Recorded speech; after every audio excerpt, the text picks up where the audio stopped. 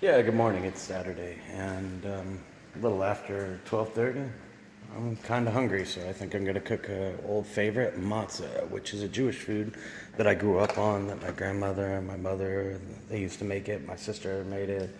We've all been making it pretty much our whole lives. So I'm gonna go ahead and show you how that works. Just a basic. You'll get a box. My favorite is egg and onion. It's the only one I like that has a flavor to it. I can usually get it at Publix or local grocery store if you don't have a Publix, because I'm down south in Florida.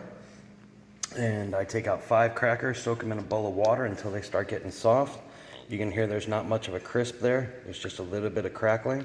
So that's when I take them out and they go in the strainer. Keep a bowl of water and a strainer in your sink so you don't make too much of a mess. You're gonna need 2 eggs. So I'm gonna take 2 eggs, which this is a half a box of matzah because matzah comes about 10 crackers in a box. So there's about 5 crackers there. So I'm gonna go ahead and crack the egg left-handed, so bear with me a little bit and make sure I got no shells in there. I'll just throw the egg shells in the sink until we're done. Quicken up the video a little bit for you, so you're not spending all morning looking at me. Now I'm gonna take it and make sure your hands are clean before you start working on this stuff.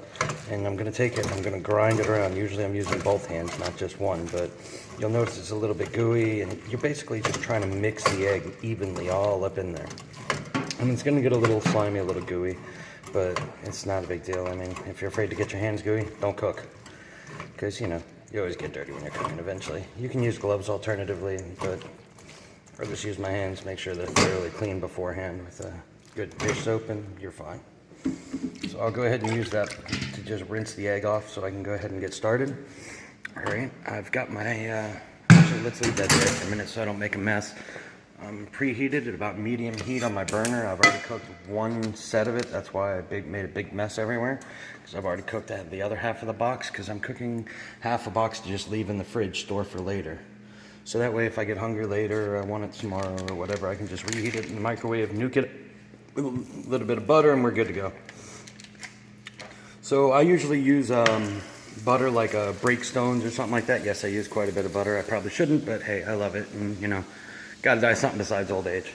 So that being said, I use a salted butter, usually something with a nice flavor to it, like a little bit of salted flavor, or a whipped butter like a Breakstones or anything like that. And that's usually what I'll go ahead and use. So I'm gonna go ahead and bring my strainer over to my frying pan. And if I do it right, most of it'll come out.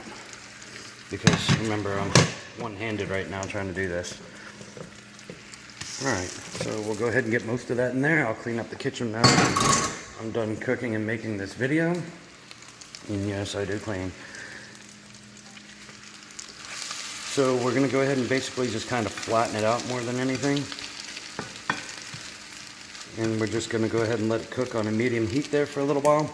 You're gonna stir it occasionally, but try not to stab into it too much, because then your pieces get really small and you don't get like bite-sized pieces. You wanna be able to like get a fork into it and just be able to kind of have a nice, you know, bite mouthful whenever you get a fork into it. So when it's done when it's the consistency of a fried egg when it's done.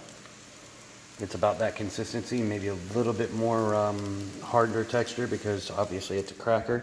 So it's got a little bit more substance than just egg to it, so it's not gonna fall apart the same way. But it's pretty close to fried egg when it's done. Say hi, buddy. That was Harry, by the way. All right, so we're gonna go ahead and keep cooking here for a few minutes, and then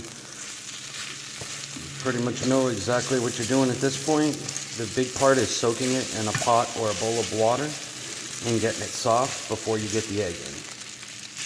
And like I said, my grandmother was Jewish, my mom was Jewish, so, you know, my mom was kind of non-practicing, but still counts, I guess.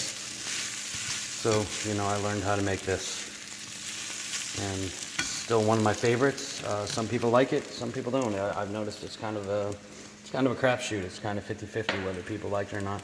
You can go ahead and butter and salt and spice to taste. Usually I just add a little bit of salt to it and I'm good to go. A little bit of sea salt on fine over the top and I'm ready. Nothing else. Some people have alternatively put like a little bit of jelly on the side if they wanted to go ahead and grab a little bit of jelly on the fork to sweeten it up with the bite. Sometimes, you know, You can make it with a breakfast meat if that's what you prefer, but it's a filling alternative to just regular eggs.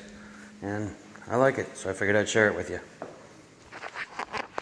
All right, YouTubers, you have a good day. Just wanted to give you a heads up on how to cook fried matzah.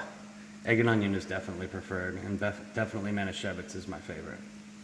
All right, y'all have a good one.